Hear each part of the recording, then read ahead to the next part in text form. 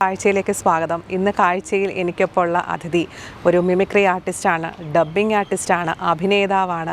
അങ്ങനെ നിരവധി മേഖലകളിൽ തൻ്റെ കഴിവ് തെളിയിച്ച ഒരു വ്യക്തിയാണ്. പിന്നെ നമ്മുടെയൊക്കെ കൊല്ലംകാരുടെ ഒരു സ്വകാര്യ അഹങ്കാരമാണ്. സ്വാഗതം ചെയ്യാം ശ്രീ കൊല്ലം സിറാജ് കെ. നമസ്കാരം അക്ക. നമസ്കാരം. കാഴ്ചയിലേക്ക് സ്വാഗതം ചെയ്യുന്നു. ഒരുപാട് സന്തോഷം. അപ്പോൾ ഇങ്ങനെ നമ്മുടെ കൊല്ലത്ത് തന്നെ, നമ്മുടെ തൊട്ടടുത്ത് തന്നെ ഇത്രയും ഏറെ കഴിവുകളുള്ള ഒരു കലാകാരനെ നമുക്കൊപ്പം കിട്ടിയതിൽ ഒരുപാട് സന്തോഷം ആദ്യം തന്നെ പറയുകയാണ്. ഇക്ക എത്ര വർഷമായി ശരിക്കും ഈ ഒരു ഫീൽഡിലേക്ക്, പ്രധാനമായും മിമിക്രിയിലേക്ക് എത്തിയിട്ട്? എനിക്ക് തോന്നി ആദ്യം ഈ ചോദ്യം തന്നെ ആയിരിക്കും. അത് കൃത്യമായിട്ട് ഉത്തരം പറഞ്ഞാലേ നിങ്ങൾ വിചാരിക്കും ഞാൻ കിളവനാണ്. അത് പറഞ്ഞല്ലേ പറ്റും. ഒരു 42-43 വർഷമായിട്ടുണ്ട്. അത് കൂടുതലൊക്കെ ആയിട്ടുണ്ടാവും. അത്രയും മതി, അത്രയും അറിഞ്ഞാൽ മതി. എങ്ങനെയായിരുന്നു ചെറുതിലെ സ്കൂളിൽ പഠിക്കുന്ന സമയത്തെ ഇങ്ങനെ മിമിക്രി ഒക്കെ ചെയ്യുമായിരുന്നോ? അല്ല, ഞാൻ മിമിക്രി തുടങ്ങുമ്പോൾ മിമിക്രി എന്നൊരു സംഭവം ആർക്കും അറിയില്ല. മിമിക്രി പ്രചാരത്തിലില്ലാത്തൊരു സമയമാണ്. ഞാൻ സ്കൂളിലൊക്കെ പഠിക്കുമ്പോഴേ ടെലിവിഷനൊന്നും ഇല്ലാത്തൊരു കാലഘട്ടമാണ്. സ്കൂളിലൊക്കെ പഠിക്കുന്ന സമയത്ത് ഈ പാട്ടൊക്കെ കേൾക്കും. അത് ഭയങ്കര ഇഷ്ടമാണ്. പാട്ട് കേട്ട ആ പാട്ട് അത് റേഡിയോ കൂടെ കേൾക്കുന്ന അടുത്ത വീട്ടിലെ റേഡിയോ കൂടെ കേൾക്കും. അപ്പോൾ അവർ റേഡിയോ ഓഫ് ചെയ്യുമ്പോൾ എൻ്റെ റേഡിയോ ഓഫ് ചെയ്തിട്ട് പാടും. അപ്പോൾ ഈ പാടുന്നതിനകത്ത് ഈ പാട്ട് അതേ ഗായകൻ്റെ ശബ്ദം കടന്നു വരാറുണ്ട്. അപ്പോൾ എനിക്ക് തോന്നി എന്നിൽ എന്തോ ഒരു സംഭവം ഉണ്ടെന്ന് മനസ്സിലായി. പിന്നെ സിനിമയൊക്കെ കാണാൻ പോകുമ്പോൾ സിനിമ കണ്ടിട്ട് നമ്മുടെ കൂട്ടുകാരുടെ അടുത്ത് കഥ പറയും. നസീർ സാറിൻ്റെ സിനിമകളാണല്ലോ കൂടുതൽ. അപ്പോൾ കഥ പറയുന്ന കൂട്ടത്തിൽ അയാൾ അങ്ങനെ പറഞ്ഞു എന്നൊക്കെ പറയുമ്പം നീ വിചാരിച്ച പോലെയല്ല, നിന്നെ ഞാൻ അങ്ങനെ ചെയ്തു കളയും, ഇങ്ങനെ ചെയ്തു കളയും, ശാരദ എന്നൊക്കെ ഉള്ള അതുപോലൊക്കെ പറഞ്ഞു. വില്ലൻ പറയുന്നത് നീ വലിയ ആളായി പോയി അല്ലേടാ ഇതല്ല. അപ്പോൾ തന്നെ എനിക്ക് അങ്ങനെ ഒരു സംഭവം ഉണ്ടെന്ന് മനസ്സിലായി. അങ്ങനെയാണ് ഇങ്ങനെ പതുക്കെ മിമിക്രി എന്ന് പറഞ്ഞല്ല കേട്ടോ, ചിലപ്പോൾ സ്റ്റേജിൽ തുടങ്ങിയത്. കോളേജിൽ പഠിക്കുന്ന സമയത്തൊക്കെ പിന്നെ മോണോ ആക്റ്റാണ്. അന്ന് കോളേജിൽ ഇല്ല, മിമിക്രി ഇല്ല. മോണോ ആക്ടിലാണ് ഞാൻ ഇതൊക്കെ ചെയ്ത് കോളേജിൽ മോണോ ആക്ട് മത്സരത്തിൽ ഫസ്റ്റ് കിട്ടിയതും ഈ നടന്മാരുടെ ശബ്ദമാണ് അനുകരിച്ചത്. അതിനു മുമ്പ് ആ കോളേജിലൊന്നും ആരും ചെയ്തു തുടങ്ങിയിട്ടില്ല. അപ്പോൾ ആ ഒരു ആദ്യ സമയത്ത് ഇപ്പം ഇക്ക പറഞ്ഞതുപോലെ നസീർ സാറ്, ഉമ്മർ സാർ ഇവരൊക്കെ ആയിരുന്നോ ശരിക്കും ഈ ഫ്രണ്ട്സിൻ്റെ അടുത്തൊക്കെ ആണെങ്കിൽ തന്നെയും അവരെയാണോ അവരെ അനുകരിച്ച് പിന്നെ അത് ഞാൻ മനസ്സിലാക്കിയിട്ട് സിനിമ നമ്മൾ ഇന്നത്തെ പോലെ യൂട്യൂബ് ഒന്നും ഇല്ല. ഡയലോഗ് ഒഴിയാൻ സിനിമ തിയേറ്ററിൽ പോയി കണ്ട ഓർമ്മ വെച്ചുള്ളൊരു പിന്നെ മാധ്യമങ്ങളൊന്നും ഇല്ല, അത് കണ്ടിന്യൂസ് കാണാൻ അങ്ങനെ വെച്ചിട്ട് അതിൽ ഡയലോഗ് എഴുതി ഉണ്ടാക്കി നമ്മൾ സ്റ്റേജിൽ ചെയ്യുന്നു പറഞ്ഞ് തുടങ്ങി. പിന്നീട് മിമിക്രി പ്രാബല്യത്തിൽ വന്നപ്പോൾ എല്ലാവരും അറിഞ്ഞു തുടങ്ങിയപ്പോൾ പിന്നെ മിമിക്രി എന്നും പറഞ്ഞ് ചെയ്തു തുടങ്ങി. പിന്നെയാണ് സ്റ്റേജിലേക്ക് പെർഫോമൻസിനായിട്ട് പോയി തുടങ്ങിയത്. ആ സമയത്ത് പിന്നെ കുറേ ആർട്ടിസ്റ്റുകളൊക്കെ ചെയ്യാൻ തുടങ്ങി കാണില്ലേ? അപ്പോൾ ഇത് എത്ര പേരെ ചെയ്യുമായിരുന്നു ആ ഒരു കാലഘട്ടത്തിലൊക്കെ?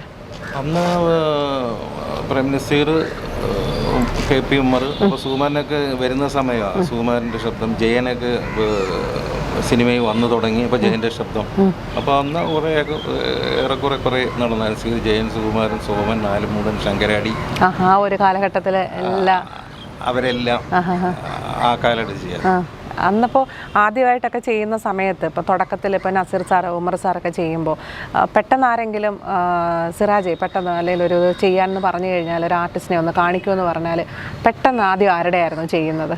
അതിപ്പോൾ അന്ന് നിന്ന് നസീർ സാറിന് വിളിച്ചുണർത്തിയിട്ട് ഒരു നടൻ്റെ ശബ്ദം പറഞ്ഞു കഴിഞ്ഞാൽ എന്തൊക്കെയുണ്ട് വിശേഷം എന്നാ ചോദിക്കുന്നത്, ഉറങ്ങാനും സമ്മതിക്കില്ലല്ലേ, അങ്ങനെ ചോദിക്കുന്നത്. അപ്പം നമുക്ക് നസീർ സാറിൻ്റെ ഏതെങ്കിലും അന്ന് ചെയ്യുന്ന ഏതെങ്കിലും ഒരു ഡയലോഗ് നമുക്ക് ജസ്റ്റ് ഒന്ന് കേൾക്കാം. ഇപ്പോൾ പറഞ്ഞില്ല, ഞാൻ നസീർ സാറിൻ്റെ സ്റ്റേജിൽ ഞാൻ സ്ഥിരം ചെയ്യുന്നത് നസീർ സാറിൻ്റെ 3 ഭാവങ്ങളാണ്, വ്യത്യസ്ത ഭാവം. രാത്രി അപ്പം നിൻ്റെ കുണുങ്ങിയുള്ള നടത്തവും നിൻ്റെ ശൃംഗാരഭാവമൊക്കെ കാണുമ്പോൾ ഞാനൊക്കെ പൂരിത്തിരിച്ചു പോവുകയാണ്.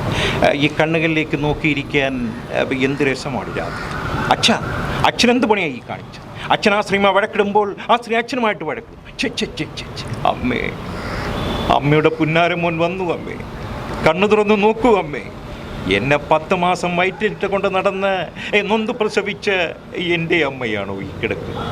അമ്മേ അമ്മേ. വ്യത്യസ്ത 3 ഇമോഷൻസ് ആണ് അവിടെ നമ്മൾ അല്ലേ വളരെ ഭംഗിയായിട്ട് ചെയ്യുന്നത്. അപ്പോൾ അതിനുശേഷം പിന്നെ കൂടുതൽ സ്റ്റേജ് ഷോസും കാര്യങ്ങളും ഒക്കെ ആയിട്ട് മിമിക്രിയിലേക്ക് തന്നെ കോൺസെൻട്രേറ്റ് ചെയ്ത് പോകുമായിരുന്നോ? മിമിക്രി അല്ലാതെ വേറെ ഒരു പണിയും അറിയില്ല. കൊറോണ സമയത്തൊക്കെ നമ്മൾ ഭയങ്കരമായിട്ട് ബുദ്ധിമുട്ടിപ്പോയി. വേറെ പലരും വിളിച്ചിട്ട് നമ്മുടെ അടുത്ത് പറയാം, സിറായിക്ക എനിക്ക് മറ്റേ പെയിന്റിങ്ങിന്റെ പണി ഉണ്ടായതുകൊണ്ട് ഞാൻ രക്ഷപ്പെട്ടു, മറ്റേ ടൈൽസിന്റെ പണി ഉണ്ടായതുകൊണ്ട് ഞാൻ രക്ഷപ്പെട്ടു, ഞാൻ മീൻ കച്ചവടത്തിന് പോയി, ഇങ്ങനെയൊക്കെ ഓരോരുത്തർ പറയുമ്പോൾ നമുക്കിതൊന്നും വേറെ പണിയൊന്നും അറിയില്ലടേ, എന്ത് ചെയ്യാനാ. കലാകാരന്മാരെ സംബന്ധിച്ച് ഏറ്റവും പ്രതിസന്ധി ഉണ്ടായ ഒരു ഘട്ടമാണ് കോവിഡ് എന്ന് പറയുന്നത്. മറ്റു പണികൾ സ്റ്റാർട്ട് ചെയ്തെങ്കിലും കച്ചവട സ്ഥാപനങ്ങളൊക്കെ തുറന്നെങ്കിലും അതെ, കലാകാരന്മാരെ സംബന്ധിച്ചും ഇപ്പോഴത്തെ ഒരു സമയം എന്ന് പറയുന്നത് വീണ്ടും എല്ലാം ഒന്ന് ആക്റ്റീവായി, ഉത്സവങ്ങളും പ്രോഗ്രാമുകളും എല്ലാം തുടങ്ങി. അപ്പോൾ സ്റ്റേജിൽ പ്രോഗ്രാംസ് എല്ലാം സ്റ്റാർട്ട് ചെയ്തില്ലേ, കുറച്ചൊന്നും നമുക്ക് മെച്ചപ്പെട്ട് വരുന്ന ഒരു സ്ഥിതിയിലേക്ക് എത്തിച്ചേർന്നുകൊണ്ടിരിക്കുകയല്ലേ. തുടക്കത്തിലേ ഒരു കാര്യം പറഞ്ഞു, ഈ മിമിക്രിയൊക്കെ പ്രചാരത്തിൽ വരുന്നതിന് മുൻപാണ് ഇതൊക്കെ അനുകരണം എല്ലാം ശ്രദ്ധിച്ച് അങ്ങനെ ചെയ്തു തുടങ്ങിയെന്ന്. ശരിക്കും ആരുടെയെങ്കിലും ഇതുപോലത്തെ മിമിക്രിയോ അനുകരണമോ കണ്ടിട്ടുണ്ടോ? സത്യം പറഞ്ഞാൽ ഞാൻ ഈ മിമിക്രി ഇങ്ങനെ പറഞ്ഞ് സ്റ്റേജിലൊക്കെ ചെയ്തു തുടങ്ങിയപ്പോൾ എന്നെപ്പോലെ ഇതുപോലെ മിമിക്രി പറയുന്ന വേറെ ആരെങ്കിലും ഉണ്ടോ എന്ന് ഞാൻ തിരക്കുമായിരുന്നു. എൻ്റെ അറിവിൽ ആരും ഇല്ലായിരുന്നു. കൊല്ലത്ത് പിന്നെ പലയിടത്തും പോയി പ്രോഗ്രാം നടത്തും, ഭയങ്കരമായിട്ട് വിജയിച്ച് ഒക്കെ വരുമ്പോഴത്തേക്കും ഞാൻ ഇപ്പോൾ അങ്ങനെ തിരക്കിയപ്പോഴാണ് കൊല്ലത്തെ ലാൽ ബഹദൂർ സ്റ്റേഡിയത്തിൽ ഒരു അവാർഡ് നൈറ്റ് ഉണ്ടായിരുന്നു. നസീർ സാറ്, ഉമ്മക്ക ഇവരെല്ലാം ഉണ്ടായിരുന്നു. അപ്പോൾ അന്ന് കൊച്ചിൻ അനീഫ വന്ന് മിമിക്രി പറഞ്ഞു. ഞാൻ ആദ്യമായിട്ട് വേറൊരാൾ മിമിക്രി വരുന്ന കാണുന്നത് കൊച്ചിൻ അനീഫ സ്റ്റേജിൽ നിന്നിട്ട് നസീർ സാറിൻ്റെ അടുത്ത് അനുവാദം ചോദിച്ചിട്ടാണ് നസീർ സാറിന് എക്സ്ക്യൂസ് മീ നസീർക്ക എന്ന് പറഞ്ഞിട്ട് നസീർ സാറിന് എക്സ്ക്യൂസ് മീ മുക്ക എന്ന് പറഞ്ഞിട്ട് KPM ഡയലോഗ്.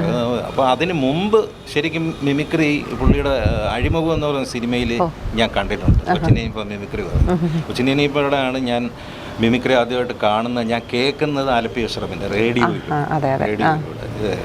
പിന്നീടാണ് ഓരോരുത്തരെ കുറിച്ച് കേട്ട് തുടങ്ങി. പിന്നെ ഫസിലൻ വേണു എന്ന് പറഞ്ഞൊരു ടീമിനെ കുറിച്ച് കേട്ടു, ആലപ്പുഴയിലുള്ള. അതാരെന്നറിയോ, നമ്മുടെ ഫാസിൽ സാറും വേണിച്ചേട്ടനും മരിച്ചുപോയ നമ്മുടെ വേണിച്ചേട്ടൻ, അവർ രണ്ടുപേരും കൂടാണ് ഫസിലൻ വേണു. അങ്ങനെ കുറച്ച്, പിന്നെ KS പ്രസാദ്, പിന്നെ കുറച്ച് പ്രോഗ്രാമൊക്കെ ഇങ്ങനെ ചെല്ലുമ്പോൾ എൻ്റെ അടുത്ത് ഉത്സവപ്പറമ്പിൽ ചെല്ലുമ്പോൾ അവിടുത്തെ ഭാരവാഹികൾ പറഞ്ഞിട്ട്, ആ സിറാജ് കഴിഞ്ഞ ദിവസം വേറൊരു ടീമിവിടെ വന്നു, നടന്മാരൊന്നുമല്ല, പുള്ളി വേറെ സൗണ്ടൊക്കെ എടുത്തിട്ട് ഒരു പ്രസാദ് എന്ന് പറയും, KS പ്രസാദ് എന്ന് പറയും. അങ്ങനെ പുള്ളിയെ കുറിച്ച് കേട്ടു. ഇവരെ കുറിച്ച് ഇന്ന് കേട്ടിട്ടേ ഉള്ളൂ, കാര്യം നമ്മൾ TV ഒന്നും ഇല്ലല്ലോ, അതുകൊണ്ട് ഒന്നും. അതുപോലെ തന്നെ ഈ നടന്മാരുടെ ശബ്ദം നമ്മൾ സ്റ്റേജിൽ അവതരിപ്പിക്കുമ്പോൾ ഭയങ്കര അപ്ലസ് ആണ്. അപ്ലസ് എന്ന് പറഞ്ഞാൽ ഈ സീസാറിൻ്റെയും KPMൻ്റെയും ഒക്കെ ശബ്ദം അനുകരിച്ചിട്ട് പുറത്തോട്ട് വരുമ്പം ആൾക്കാരൊക്കെ കൂടും. കാര്യം എന്ന് പറഞ്ഞാൽ ടെലിവിഷനിൽ പോലും, സിനിമയിലല്ലാതെ ടെലിവിഷനിൽ അങ്ങനൊന്നും ഇല്ലാത്തതുകൊണ്ട് അവരൊന്നും കാണാനില്ല. ഷൂട്ടിങ് പോലും മദ്രാസിലാണ്, അപ്പോൾ ഇവരെയൊക്കെ കാണാൻ പറ്റും. അപ്പോൾ അവരുടെ ശബ്ദം ജനങ്ങൾ ആരാധിക്കുന്ന എന്ന് പറയുമ്പോൾ ഭയങ്കര, അവർക്ക് ഭയങ്കര സന്തോഷവും ഒരു ഭയങ്കര ആരാധനയും ഒക്കെ ആയിരിക്കും. അതാണ്. അപ്പോൾ ജനങ്ങളിൽ നിന്നുണ്ടാവുന്ന ആ ഒരു റെസ്പോൺസ് എന്ന് പറയുന്നത് ആ ഒരു കാലഘട്ടത്തിൽ വളരെ വലുതായിരുന്നായിരിക്കും ഇത്തരത്തിൽ കലാകാരന്മാരെ നമ്മൾ അവതരിപ്പിക്കുമ്പോൾ. പക്ഷെ അത് ഇപ്പോഴത്തെ ഒരു കാലഘട്ടത്തിലോട്ട് കമ്പയർ ചെയ്ത് നോക്കുമ്പോൾ അതിൻ്റെ ഒരു അവസ്ഥ എങ്ങനെയായിരിക്കും?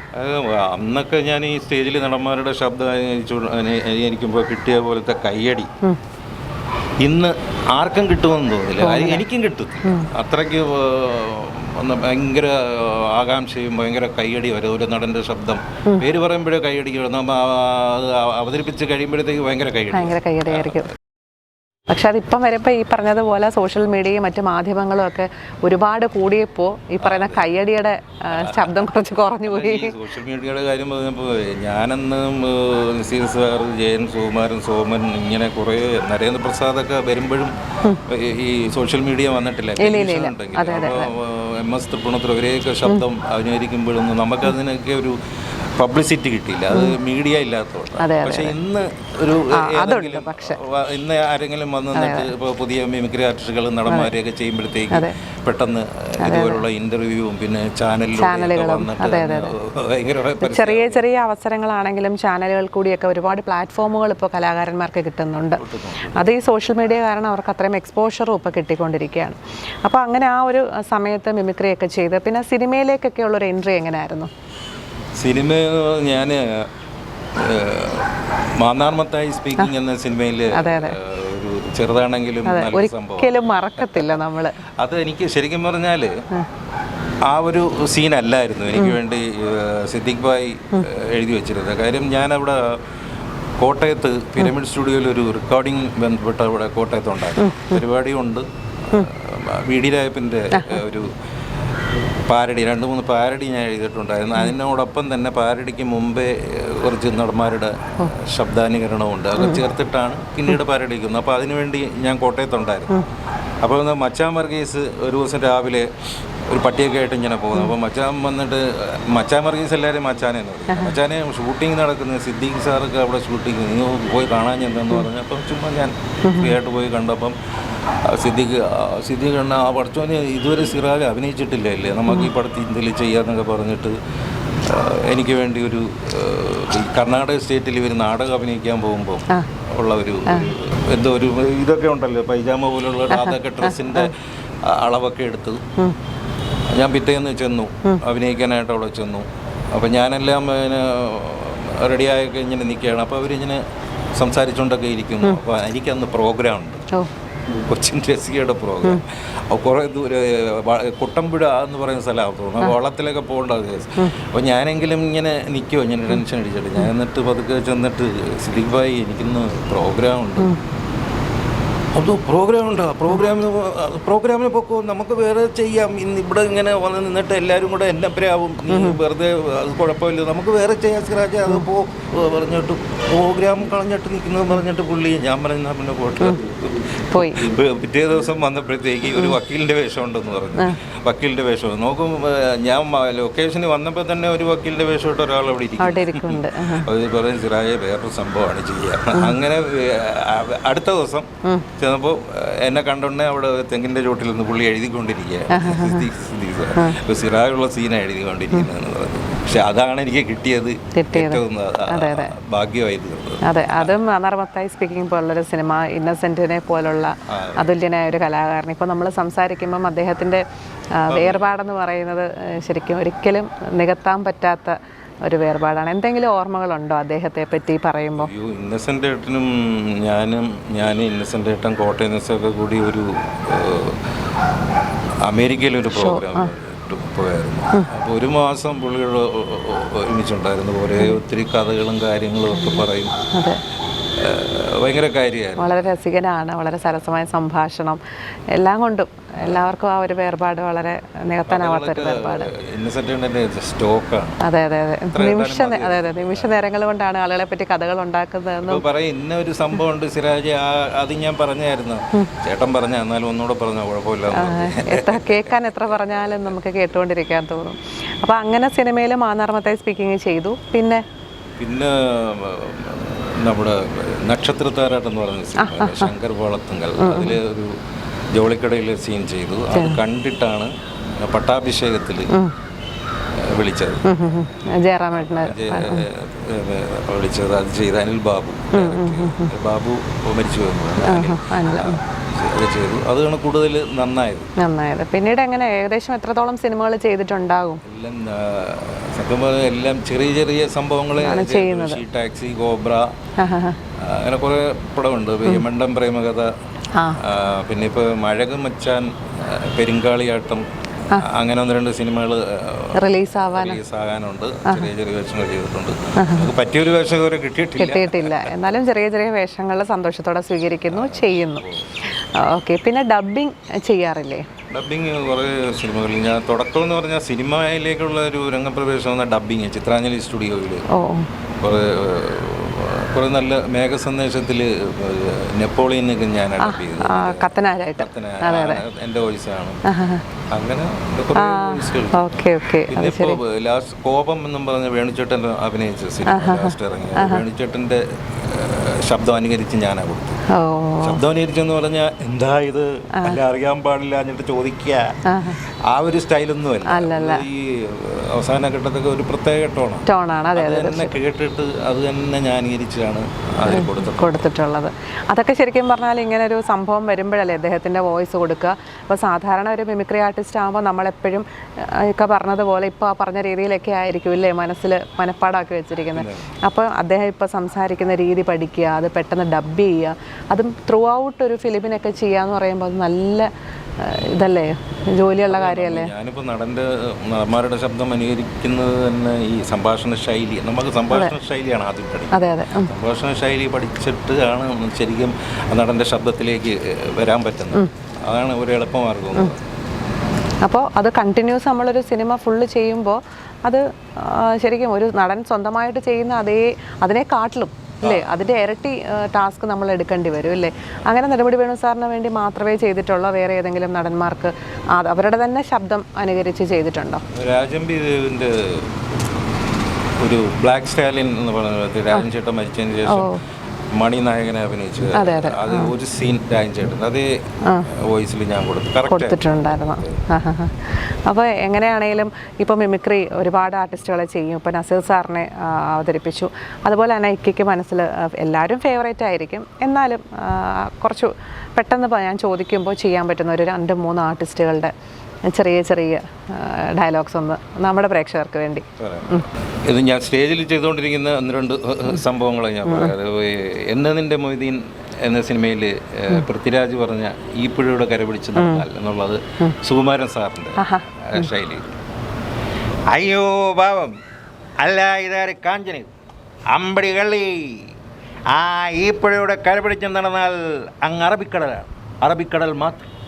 ഇനി എത്ര കടവത്തേത് തോണിക്കാരൻ കുത്തി നിർത്തിയാലും ഇരുവഴിഞ്ഞ പുഴ അറബിക്കടലിൽ ചേരും. ഇരുവഴിഞ്ഞ അറബിക്കടലുള്ളതാണെങ്കിൽ കാഞ്ചന മൊയ്തീനുള്ളതാണ്, കാഞ്ചന മൊയ്തീനുള്ളതാണെങ്കിൽ ഇരുവഴിഞ്ഞ അറബിക്കടലുള്ളത്. വല്ലതും മനസ്സിലായോടി കൊച്ചേ, ആ ചെല്ല് പോ. അത് ഈ ഞാൻ സ്റ്റേജിൽ പറയാറുള്ള കാര്യമാണ്. കാര്യം ഒരു നടൻ്റെ ശബ്ദം അനുകരിച്ച് ഓടിക്കുമ്പോൾ ആ നടൻ്റെ സംഭാഷണ ശൈലി പഠിക്കും. സുകുമാരൻ സാറിനെയൊക്കെ ഞാൻ വർഷങ്ങൾക്ക് മുമ്പ് അനുകരിച്ചെന്ന് പറയുന്ന സുകുമാരൻ സാറിൻ്റെ എടുത്തു പറയത്ത രീതിയിൽ പ്രത്യേക സംഭാഷണ ശൈലി. ഇപ്പോൾ ശബ്ദം വന്നില്ലെങ്കിലും ഈ സംഭാഷണ ശൈലി കിട്ടിക്കഴിഞ്ഞാൽ ജനങ്ങളെ ഇന്ന് കയ്യടി കിട്ടും. അതാണ് ഈ സുകുമാരൻ സാറിൻ്റെ. പക്ഷേ വളരെ റിസ്ക് എടുത്ത് ഞാൻ സംഭാഷണ ശൈലിയിലൂടെ ആണെങ്കിൽ പോലും വളരെ റിസ്ക് എടുത്ത് ശബ്ദം കിട്ടിയ MS-ൻ്റെ കുറേ ഇങ്ങനെ നോക്കിയിട്ട് അവസാനം പ്രിയപ്പെട്ട നാട്ടുകാരെ, കൂട്ടുകാരെ, വീട്ടുകാർ, സുകുമാരൻ്റെ നാട്ടുകട ഉദ്ഘാടനം ചെയ്യാൻ എനിക്ക് ഒരുപാട് സന്തോഷമുണ്ട്. ഡയലോഗ് ഓർമ്മയില്ല. അപ്പോൾ അത് കുറച്ച് പാടായിരുന്നു. പിന്നെ ഇപ്പോഴത്തെ നടന്മാർക്കെന്ന് പറഞ്ഞാൽ സംഭാഷണ ശൈലി ഇല്ല, കുറവാണ്. അവര് നമ്മളിപ്പോൾ സംസാരിക്കുന്ന പോലുള്ള സാധാരണ അവര് പറയുന്ന സംഭാഷണ ശൈലിയൊക്കെയാണ്. അപ്പോൾ ഇപ്പോഴത്തെ അങ്ങനത്തെ നടന്മാരിൽ നമ്മുടെ ഇപ്പോഴത്തെ ജനറേഷനിലുള്ളവരിൽ എനിക്ക് ആരായിരിക്കും ഒരാളെ നമുക്ക് വേണ്ടി ഒന്ന് ചെയ്യാൻ പറ്റുക? അതിപ്പോൾ അതാ ഞാൻ പറഞ്ഞു തന്നത്. കാര്യം എന്ന് പറഞ്ഞാൽ അവർക്ക് ഈ പ്രത്യേകിച്ച് സംഭാഷണം ഇപ്പം ചാക്കോച്ചനായാലും ഇപ്പം ചാക്കോച്ചൻ്റെ ശബ്ദം ആരെങ്കിലും അനുകരിക്കുന്നുണ്ടെങ്കിൽ ആ ശബ്ദത്തിനോട് സാമ്യമുള്ള ഒരാളാണ് കൂടുതലും അനുകരിക്കുന്നത്. ജയസൂര്യയുടെ ശബ്ദത്തിന് സാമ്യമുള്ളതാണ് ജയസൂര്യ. ചിലപ്പോൾ അയാൾ ജയസൂര്യ മാത്രമേ ചെയ്യുന്നുണ്ടാവും, അല്ലാതെ ചെയ്യുന്നവരും ഇല്ലയെന്നല്ല ഞാൻ പറയുന്നത്, കൂടുതലും ഉള്ള കാര്യം. ദുൽഖറിൻ്റെ ഞാൻ ചെയ്യാറുണ്ട്. ഉസ്താദ് ഹോട്ടൽ എന്ന സിനിമയിലെ ഡയലോഗ്, പാപ്പക്കൊരു കാരിയറേ, ഞാൻ സ്വിറ്റ്സർലൻഡിൽ പോയത് ഷെഫിൻ്റെ പണി പഠിക്കുകയാണ്. പാപ്പക്ക് നല്ല ബിസിനസ് മൈൻഡ് ഉണ്ട്. ഈ സിറ്റിയിൽ നിങ്ങളുടെ ബിരിയാണി കഴിഞ്ഞുള്ളൂ, ബാക്കിയല്ല. എന്നിട്ടും കിട നഷ്ടത്തിലാണ്. പിന്നെ ഈ കാലഘട്ടത്തിൽ ബാബുരാജിൻ്റെ ചെയ്യാം. ഞങ്ങളുടെ അപ്പൻ്റെ ശവസംസ്കാര ചടങ്ങിൽ പങ്കെടുക്കാനെത്തിയ എല്ലാവരോടും ഞങ്ങൾക്ക് നന്ദിയുണ്ട്. പടക്കം പൊട്ടിച്ചത് ആചാരവിരുദ്ധമാണെന്നും പടക്കം പൊട്ടിച്ചത് ആഘോഷമാണെന്നും പറഞ്ഞു കിടക്കുന്നവർ, ഇനിയും അങ്ങനെ പറഞ്ഞു കിടക്കുന്നവരെ ഞങ്ങൾ കായികമായി തന്നെ നേരിടും. അതിപ്പം കള്ളിഷാപ്പിലിരുന്ന് കുശൂഷിക്കുന്നവരായാലും മേടയിലിരുന്ന് താളത്തിൽ പറയുന്നവരായാലും ഞങ്ങൾ നേരിടുക തന്നെ ചെയ്യും. പിന്നെ ജിനു ജോസഫ് നടനുണ്ട്, ജിനു ജോസഫ്. ഭീഷ്മപുരത്തിലൊക്കെ ഉണ്ട്, ഭീമന്റെ വഴിയിലൊക്കെ. ഭീഷ്മപുരത്തിൽ ഒരു പ്രത്യേക ശബ്ദമാണ്. എടോ ജെയിംസേ, താനെന്ത് വർത്താനാണോ ഈ പറയുന്നു? എടോ സ്വന്തം വീട്ടിൽ പോലും കഞ്ഞി കുടിക്കാൻ പറ്റാത്തൊരവസ്ഥയാണ്, കയറി ഇറങ്ങി നടക്കുകയല്ലേ ഓരോന്ന്. പറ്റുമെങ്കിൽ താൻ ആ മൈക്കിളപ്പായി ചെന്ന് തോപ്പിക്കാൻ നോക്കും. അതിപ്പം ശ്രീ സാറ്, ജയൻ, സുകുമാരൻ ഇവരുടെയൊക്കെ ശബ്ദം എനിക്കും പുതിയ ആരെയും അനുകരിക്കുന്നില്ലെന്ന് ചോദിച്ചാൽ നമുക്ക് ചെയ്യാൻ പറ്റുകയാണ്. വിനയ ഫോർട്ടിന്റെ ഞാൻ വടക്കം വീരകഥയിൽ മമ്മൂക്ക പറഞ്ഞ ഡയലോഗ് ആണ് ഇരുമ്പാണി തട്ടി എന്നുള്ളതാണ്. അത് തന്നെ പറയണമെന്നില്ല, അതിൽ കുറച്ച് മാറ്റമൊക്കെ വരുത്തിയിട്ട് പറയാറുണ്ട്. സാറ് ഈ ഇരുമ്പാണി എന്ന് പറയുന്ന സാധനം ഉണ്ടല്ലോ, സിമ്പിളാണ്, പക്ഷെ മുളയാണി പവർഫുൾ. ഇരുമ്പാണി എവിടെയും കിട്ടും, പക്ഷെ മുളയാണി കിട്ടാൻ പോണില്ല. ജാവ സിമ്പിളാണ് പക്ഷെ പവർഫുള്ളാണ്. അതെ അതെ. അപ്പോൾ എല്ലാം പഴയ നടന്മാരാണേലും പുതുതാണേലും നമ്മൾ നമ്മുടെ കാലത്തിനൊത്ത് നമ്മളിങ്ങനെ പൊക്കോണ്ടിരിക്കുകയാണ്. അതെ, സ്റ്റാർ വോയിസ് ഒക്കെ ചെയ്യുന്നത്. പഴയ നടന്മാർ ഞാൻ ചോദിച്ചോട്ട് ചെയ്യും, നിങ്ങൾ പഴയ നടന്മാർ നസീസാന്റെ അപ്പൊ എങ്ങനെയായിരിക്കും ആളുകളുടെ ഒരു റെസ്പോൺസ്? അവർ കൂടുതലും പറയുന്ന പഴയതായിരിക്കോ പുതിയതായിരിക്കോ? നല്ല കൈയടിയാണ്. അപ്പം നിങ്ങൾക്ക് അല്ല, ഞാൻ മൊത്തം പറഞ്ഞിട്ട് പഴയകാല നടന്മാരെയൊക്കെ ഞാൻ അനുകരിക്കുന്ന നിങ്ങൾക്ക് ഇഷ്ടപ്പെടുന്നുണ്ടോ എന്ന് ചോദിക്കുമ്പോൾ അവർ കൈയടിക്കും. പിന്നെ അവരുടെ എന്തെങ്കിലും ഇങ്ങോട്ട് താല്പര്യങ്ങൾ ചോദിച്ചറിഞ്ഞ് അവിടെ സ്പോട്ടായിട്ടൊക്കെ എന്തെങ്കിലും ചെയ്യാറുണ്ടോ? അങ്ങനെ ചെയ്യാറില്ല, അങ്ങനെ ചെയ്തിട്ടില്ല. എങ്കിലും ഇപ്പോഴത്തെ ഒരു സ്റ്റേജിലെ ആ ഒരു ആളുകളുടെ ഒരു റെസ്പോൺസ് അനുസരിച്ച് പഴയ നടന്മാർക്കാണോ കൂടുതൽ സ്വീകാര്യത, അതോ പുതിയ ആളുകളിലേക്ക് പോകുമ്പോഴാണോ? അല്ല, ഞാൻ ഈയിടെ കഴിഞ്ഞ ദിവസം പ്രോഗ്രാം ഉണ്ട്, സുകുമാരൻ പറഞ്ഞിട്ടാണ് ഞാൻ തുടങ്ങിയത്. അപ്പോൾ നല്ല കൈയടിയായിരുന്നു. സുകുമാരൻ, MS അപ്പുണിത്തുറ ഇവർക്കൊക്കെ നല്ല കൈയടി ഉണ്ടായിരുന്നു. ദുൽഖറിന് കൈയടി ഉണ്ടായിരുന്നു. അവരെയൊന്നും ആരും മറക്കാൻ പോണില്ല. തീർച്ചയായിട്ടും ജയനെയൊക്കെ ഞാനാണ് ആദ്യം മിമിക്രി വേദിയിൽ ആദ്യം അനുകരിച്ചത്. ഇപ്പം ജയന്റെ കാര്യം പറഞ്ഞു. അപ്പോൾ ജയന്റെ ശബ്ദം, ജയന് ഞാൻ തച്ചോളിയമ്പു എന്ന സിനിമയിലെ ഒരു ഡയലോഗ് ഉണ്ട്, അത് പറയാം. സാധാരണ സ്റ്റേജിലാവുന്നല്ല ചെയ്യുന്നത്, ഇപ്പോൾ കാഴ്ച സ്പെഷ്യൽ. ജയന്റെ ശബ്ദം ജയൻ്റെ കുറേ, അതായത് ജയൻ്റെ ഇങ്ങനെ നീട്ടിയും അതുണ്ടായിരുന്നെങ്കിൽ ഇത് കിട്ടുമായിരുന്നൊക്കെ ഉള്ള ഞാൻ കൂടുതലും ജയനെ കളിയാക്കാതെ, ഞാൻ പറഞ്ഞു തുടങ്ങുമ്പം ജയനെ കളിയാക്കാതെയാണ് തുടങ്ങിയത്. പിന്നെ ജയൻ മരിച്ചൊരു 20 വർഷങ്ങൾക്ക് ശേഷമാണ് ഈ കളിയാക്കൽ സ്റ്റാർട്ട് ചെയ്തത്. പക്ഷെ ഞാൻ വർഷങ്ങൾക്ക് മുമ്പേ ജയൻ ചെറിയ ചെറിയ വേഷങ്ങൾ, വില്ലൻ വേഷങ്ങളൊക്കെ ചെയ്ത് തുടങ്ങിയപ്പോഴേ, അപ്പോൾ 75 ആ കാലഘട്ടത്തിലേ ഞാൻ ജയൻ്റെ ശബ്ദം അനുകരിക്കുന്നുണ്ടായിരുന്നു. അപ്പോൾ അത് തന്നെ. അപ്പോൾ മനുഷ്യമൃഗം എന്ന ചിത്രത്തിൽ ഒരു ജ്യോതിലക്ഷ്മി എന്ന് പറയുന്ന ആർട്ടിസ്റ്റിനോട് ജയൻ പറയുന്ന ഒരു ഡയലോഗുണ്ട്. അതിനകത്ത് വേറെ ഇതൊന്നുമില്ല, വളരെ റൊമാൻറ്റിക് ആയിട്ടുള്ള ഡയലോഗ്. ഗായത്രി ദേവി, നിങ്ങളെന്നെ അത്രയ്ക്ക് കണ്ട് ആകർഷിച്ചു കളഞ്ഞു. എല്ലാ പുരുഷന്മാരും കലാഹൃദയമില്ലാത്തവരാണ് ധരിക്കരുത്. അങ്ങനെ അല്ലാത്തവരുമുണ്ടോയെന്ന് തെളിയിക്കാൻ എനിക്കൊരവസരം തന്നൂടെ? ഗായത്രി ദേവി, എനിക്ക് നിങ്ങളുടെ സംഗീതം കേൾക്കണം. നിങ്ങളുടെ കാലിൽ അണിഞ്ഞിരിക്കുന്ന ചിലങ്കകളുടെ നാദം കേൾക്കണം. ഈ എളിയ കലാസ്വാദകൻ്റെ അഭ്യർത്ഥന അവിടെ നിന്ന് സ്വീകരിക്കില്ലേ? പറയൂ. നന്നായിട്ടുണ്ടത്. വളരെ റൊമാൻറ്റിക് ആയിട്ട്, വളരെ സാധാരണ എല്ലാം ഇത് കൊച്ചു കുട്ടികൾ കളിക്കുന്ന കളിപ്പാട്ടമാണ്. സൂക്ഷിച്ച് കൈകാര്യം ചെയ്തില്ലെങ്കിൽ ചോര വരും, ഇങ്ങനെയുള്ള സംഭവങ്ങളൊക്കെയാണ് വ്യത്യസ്തമായി പറഞ്ഞതാണ്. അതെ, അതാണ് ഏറ്റവും ഭംഗിയും. അപ്പം ഇതിനിടയിൽ ഞാൻ കേട്ടിട്ടുണ്ട്, അപ്പോൾ നമ്മുടെ ഗാനഗന്ധർവൻ യേശുദാസിനെ പോലെയുള്ളവരുടെ ഫിഗർ ചെയ്യുക അല്ലേ? ഫിഗർ മാത്രമായിരിക്കില്ലല്ലോ, വോയിസും. അതെങ്ങനെയാ, പാട്ടായിട്ടാണോ അതോ വോയിസ് ആണോ കൊടുക്കുന്നത്? ഞാൻ സ്റ്റേജിൽ നമ്മുടെ പ്രോഗ്രാം സ്റ്റാർട്ട് ചെയ്യുന്ന ദാസേട്ടൻ്റെ വോയിസ് പറഞ്ഞിട്ടുണ്ട്. അത് ശരി. കാര്യം കൈയടിക്കുന്ന കാര്യം പറഞ്ഞു. അതെ, എല്ലാവരും കൈയടിക്കുക പറയുമ്പോഴത്തേക്ക് ഞാൻ പറയും, കൈയടി ഇപ്പോൾ ദാസേട്ടൻ ഞങ്ങൾക്ക് വേണ്ടി നിങ്ങളോട് കൈയടി ചോദിച്ചാൽ എങ്ങനെ ഇരിക്കുന്നു പറഞ്ഞിട്ട് പറയുള്ള കലാസ്നേഹികളെ, ഒരു കലാവിരുന്ന് ആസ്വദിക്കാനെത്തിയിരിക്കുന്ന നിങ്ങൾ ഓരോരുത്തരോടും വളരെ പ്രധാനപ്പെട്ടൊരു കാര്യം പറയാനുണ്ട്. ജഗദീശൻ്റെ അനുഗ്രഹത്തോടെ ഒരു കലാകാരൻ അല്ലെ കലാകാരി വേദിയിൽ വന്ന് നിന്ന് അവരുടെ കഴിവുകൾ പ്രകടിപ്പിക്കുമ്പോൾ അവരെ കൈയടിച്ച് പ്രോത്സാഹിപ്പിക്കുക എന്നുള്ളത് നിങ്ങളുടെ ഓരോരുത്തരുടെയും കടമയാണ് എന്ന് ആദ്യമേ പറയും. ഒരു നല്ല ഗൈഡ് കിട്ടും. നല്ലൊരു റെസ്പോൺസ് ആയിരിക്കും, ഒരു പോസിറ്റീവ് റെസ്പോൺസും ആയിരിക്കും. അപ്പോൾ ഇതെല്ലാം കഴിഞ്ഞിട്ട് ഇപ്പോൾ വളരെ ലേറ്റസ്റ്റ് ആയിട്ട് തൊട്ടടുത്ത ദിവസങ്ങളിൽ ഫേസ്ബുക്കിൽ പെട്ടെന്നൊരു മോഹൻലാലിൻ്റെ ഒരു ഇത് ചെയ്തിരിക്കുന്നത് കണ്ടു. അത് നമുക്ക് വേണ്ടി ഒന്ന് ചെയ്യാൻ പറ്റുമോ? അത് ഒരു എന്താ പറയുക, ഒരു തയ്യാറെടുപ്പും ഇല്ലാതെ പെട്ടെന്ന് ഇങ്ങനെ വന്ന് കണ്ണാടി ഇങ്ങനെ നോക്കി ഇപ്പോഴത്തേക്ക് താടി മുടിയൊക്കെ വന്നപ്പോഴത്തെ ഒരു രൂപം അതായിരുന്നല്ലോ. അതൊക്കെ വെച്ചിട്ട് ഞാൻ ചുമ്മാ ഒരു മോഹൻലാലിൻ്റെ ഡയലോഗ് പറഞ്ഞു നോക്കാമെന്ന് ചോദിച്ചാൽ ഫേസ്ബുക്ക് എടുത്ത് വെച്ചൊരു ചെയ്തു, അത്രേ ഉള്ളൂ. മോഹൻലാൽ, മമ്മൂട്ടി ഇവരുടെയൊക്കെ വോയിസ് വർഷങ്ങൾക്ക് മുമ്പ് സ്ഥിരമായിട്ട് ചെയ്യാറുണ്ട്. പക്ഷേ ഇപ്പോൾ ലാലേട്ടൻ്റെ ശബ്ദം വളരെ നന്നായിട്ട് അനുകരിക്കുന്ന ആർട്ടിസ്റ്റുകളുണ്ട്. അതുകൊണ്ടാണ് ഞാനത് പറയാത്തത്, സ്റ്റേജിൽ സ്ഥിരമായിട്ട് പറയാറ്. മുമ്പ് പറഞ്ഞിട്ടുണ്ട്, ഒരുപാട് കഴിയുണ്ട്. പിന്നെ ഇടയ്ക്ക് വെച്ചൊരു കുഴപ്പമുണ്ടായെന്ന് വെച്ചാൽ മമ്മൂട്ടിയുടെ വോയിസ് പറയുമ്പം മോഹൻലാൽ ഫാൻസുകാർ കൂവായിരുന്നു, മോഹൻലാലിന് പറയുമ്പോൾ മമ്മൂട്ടിയുടെ ഫാൻസുകാർ കൂവാ. അത് കാരണം അത് നിർത്തി. അന്നൊരു ഈ ഫാൻസുകാരുടെ പ്രശ്നം ഉണ്ടാകും. പിന്നെ ഇടയ്ക്ക് മാറി. പിന്നെ ആൾക്കാർക്ക് മനസ്സിലായി മമ്മൂട്ടിയും മോഹൻലാലും വളരെ സുഹൃത്തുക്കളാണ്, അവർ ഇങ്ങനെ തോളി കഴിയിട്ടുണ്ടോ നടക്കുന്നത്, എന്തിനാ അതിന് അവരങ്ങനെ പ്രത്യേകം കാണേണ്ട ആവശ്യമില്ല എന്ന് ജനങ്ങൾക്ക് മനസ്സിലായി തുടങ്ങിയതിന് ശേഷമാണ് ഇപ്പം അങ്ങനെ ഒരു വേർതിരിവ് കാണിക്കാറ്. ഇപ്പം മമ്മൂട്ടിയുടെ വോയിസ് ഞാൻ ഇപ്പോൾ സ്റ്റേജിൽ ചെയ്യുന്നതെന്ന് പറഞ്ഞാൽ, മമ്മൂട്ടിയുടെ വോയിസ് ഒരു ഡയലോഗ് പറഞ്ഞിട്ട് ആ ഡയലോഗ് തന്നെ മറ്റു ചില താരങ്ങൾ പറഞ്ഞാൽ എങ്ങനെ ഇരിക്കും, ആ ഡയലോഗ് ഏതാണെന്ന് അറിയാൻ വേണ്ടി മാത്രമാണ് ഞാൻ മമ്മൂട്ടി അനുകരിക്കുന്നതെന്നൊരു മുൻകൂർ ജാമ്യം പോലെ എടുത്തിട്ടാണ് പറയുന്നത്. കാര്യം അത്ര പെർഫെക്ഷൻ അല്ല എന്ന് എനിക്ക് തോന്നിയതുകൊണ്ടാണ്. അത് ആ ഡയലോഗ് ഇതാണ്: ഇരുമ്പാണി തട്ടി മുളയാണിയാക്കി പൊൻകാരം കൊണ്ട് ചുരുക വിളക്കാൻ. ആ ഡയലോഗ് അത് വേണിച്ചേട്ടൻ പറഞ്ഞാൽ എങ്ങനെ ഇരിക്കും?